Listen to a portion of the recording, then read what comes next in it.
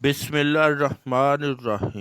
جب حضرت قطب الدین بختیار کاکی رحمۃ اللہ علیہ کی وفات ہوئی تو کہرام مچ گیا۔ جنازہ تیار ہوا، ایک بڑا میدان میں جنازہ پڑھنے کے لیے لایا گیا۔ مخلوق بڑی تعداد میں جنازہ پڑھنے کے لیے نکل پڑی تھی۔ انسانوں کا ایک سمندر تھا جو حد نگاہ تک نظر آتا تھا۔ یوں معلوم ہوتا تھا کہ ایک بپھرے ہوئے دریا کی مانند یہ مجمع ہے۔ جب جنازہ پڑھانے کا وقت آیا، ایک آدمی آگے بڑھ کہتا ہے کہ میں وصی ہوں، مجھے حضرت نے وصیت کی تھی، میں اس مجمع تک وہ وصیت پہنچانا چاہتا ہوں۔ مجمع خاموش ہو گیا۔ وصیت کیا تھی؟ حضرت خواجہ قطب الدین بختیار کاکی نے یہ وصیت کی کہ میرا جنازہ وہ شخص پڑھائے جس کے اندر 4 خوبیاں ہوں۔ نمبر 1، پہلی خوبی یہ کہ زندگی میں اس کی تکبیر اولیٰ کبھی قضا نہ ہوئی ہو۔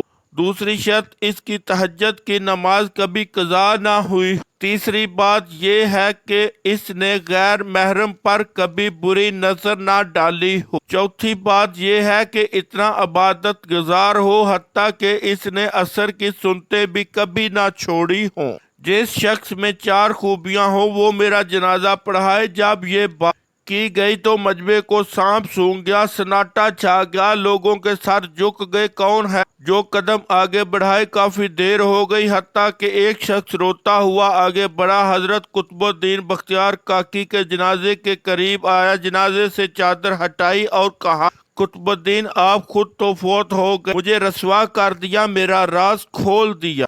اس کے بعد بڑے مجمع کے سامنے اللہ کو حاضر ناظر جان کر قسم اٹھائی، میرے اندر یہ 4 خوبیاں موجود ہیں۔ لوگوں نے دیکھا یہ وقت کا بادشاہ شمس الدین التمش تھا۔